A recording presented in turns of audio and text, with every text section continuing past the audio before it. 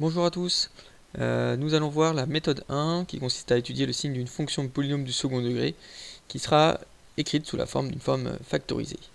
Donc étudier son signe, c'est tout simplement savoir quand est-ce que la fonction est positive, négative ou quand est-ce qu'elle s'annule. Donc la méthode 1 que vous avez se fait en plusieurs étapes. D'une manière générale, nous utiliserons un tableau de signes dans lequel, première étape, on va déterminer là où les racines du polynôme en utilisant la propriété un produit de facteurs est nul si et seulement si un des facteurs est nul, donc propriété que vous connaissez.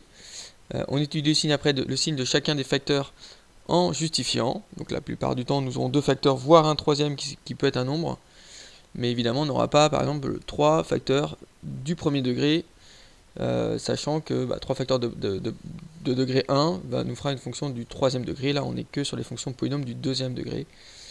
Donc on va étudier chacun des facteurs séparément, qu'on établira dans le tableau global, le tableau de signes de la fonction. On appliquera la règle des signes du produit pour déterminer le signe de la fonction, et après il suffira de conclure sur le signe de la fonction par une petite conclusion. L'exemple que nous allons voir ici, j'ai pris l'exemple f de x égale 4x moins 3 facteur de moins 2x plus 5, donc on a bien deux facteurs de degré 1. La première étape qui est de déterminer les racines du polynôme. Alors on va utiliser la propriété comme je l'ai indiqué il y a peu de temps. Un produit de facteurs est nul si et seulement si un des facteurs est nul. On a un produit de deux facteurs. Donc à partir du moment où un des deux facteurs s'annule, c'est-à-dire vaut 0, est égal à 0, forcément le produit vaudra 0, puisque 0 fois n'importe quoi fera toujours 0. Donc ce qu'on fait pour déterminer les racines de la fonction f, on étudie chacun des facteurs par rapport à 0, donc on résout par exemple le premier facteur qui est 4x-3 égale 0, d'accord, ce qui est équivalent à x égale 3 quarts, le moins 3 qui passe en plus 3 de l'autre côté et le 4 qui est multiplié passe en divisé, donc 4x-3 égale 0, la solution c'est 3 quarts, donc 3 quarts c'est notre première racine, d'accord, c'est celle qui annule le premier facteur, et on va trouver une deuxième racine qui est celle qui va correspondre à la solution de moins 2x plus 5 égale 0, donc là la deuxième racine qui est 5 demi, qui est en gros la solution de mon deuxième facteur égale 0. Donc à partir du moment où x est égal à 3 quarts ou x est égal à 5 demi, forcément je vais trouver que la fonction vaudra 0.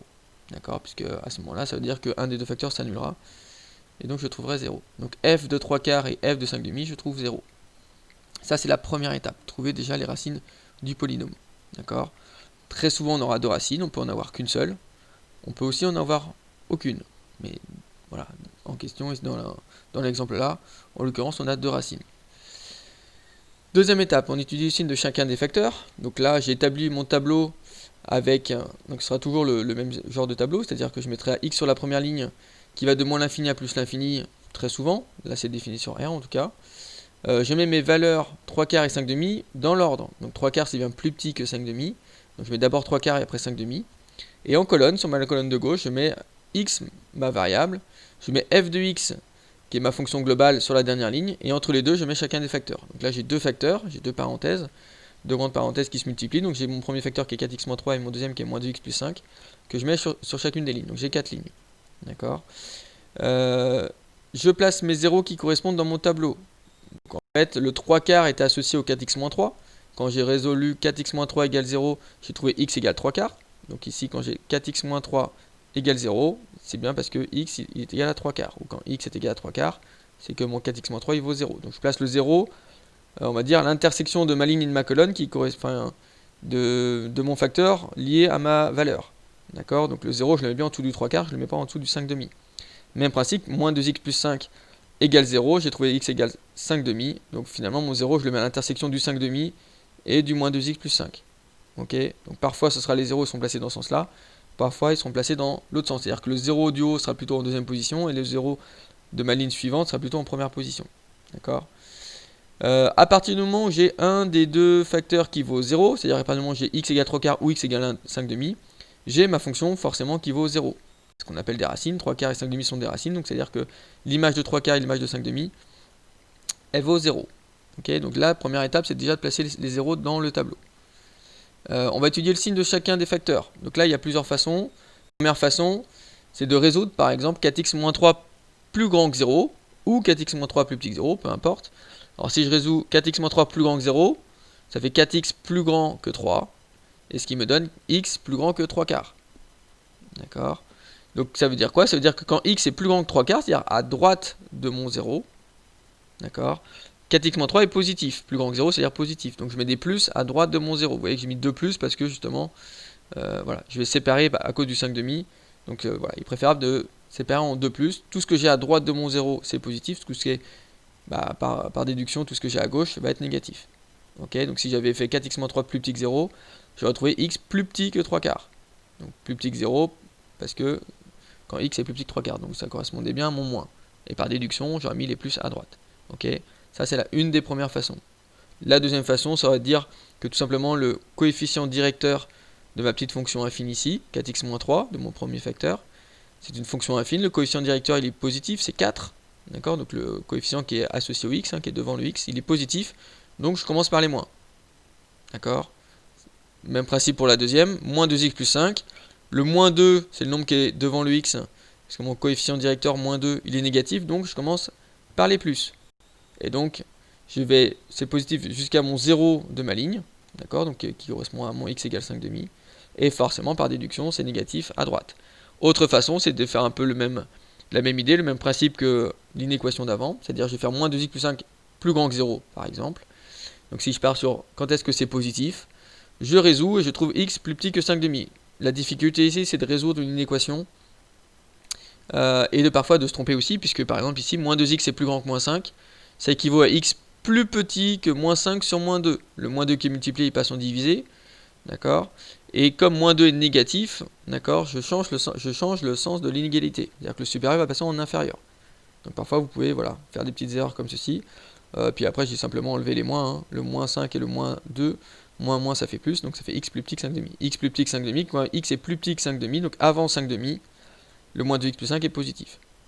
Voilà, ça c'est une des façons, c'est de faire les inéquations. Donc, soit vous précisez et vous résolvez les inéquations, soit vous précisez juste le coefficient directeur.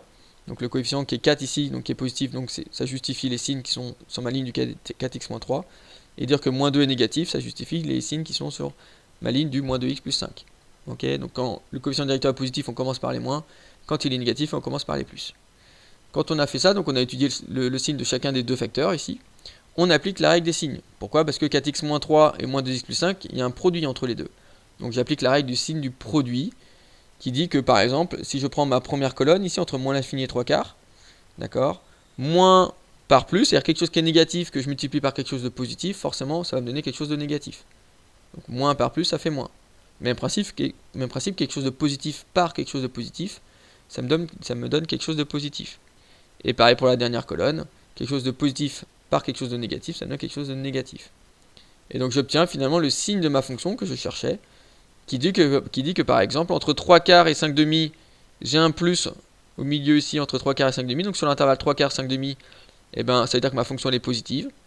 Avant 3 quarts et après 5 demi, j'ai des moins, donc ça veut dire que ma fonction elle est négative.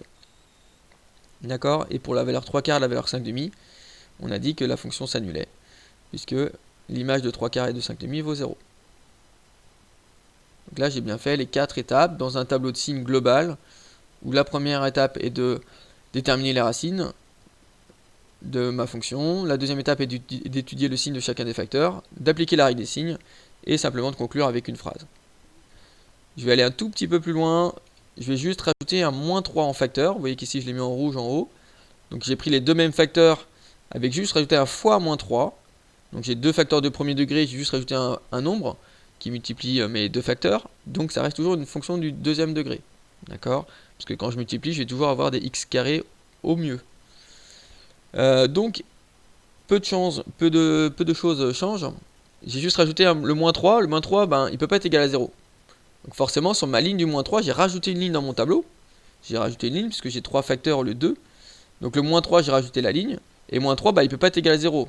Moins 3, c'est pas égal à 0. Donc finalement, il n'y a pas de valeur associée au niveau des x. Et il n'y a pas de 0 sur ma ligne du moins 3. Moins 3, c'est négatif, donc je mets des moins partout.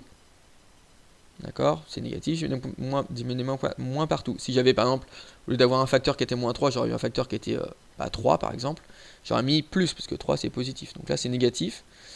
Le 4x-3, son signe, il ne change pas. Moins 2x plus 5, son signe, il ne change pas. Par contre, évidemment, la fonction f de x, son signe va changer. Pourquoi? Parce que maintenant, quand je regarde ma première colonne, quelque chose de négatif par quelque chose de négatif, bah, ça devient quelque chose de positif. Moins par moins, ça fait plus. Avec le plus, bah, ça fait plus. Donc finalement, ici, j'ai changé le moins en plus. Pareil dans ma deuxième colonne et pareil dans ma troisième colonne. Moins par plus, ça fait moins.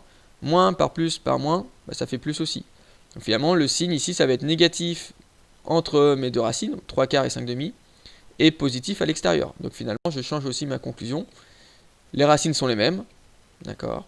Par contre, avant c'était positif à l'intérieur, négatif à l'extérieur, maintenant c'est l'inverse. Donc elle est négative entre 3/4 et 5/2, qui sont mes deux racines, et positive à l'extérieur.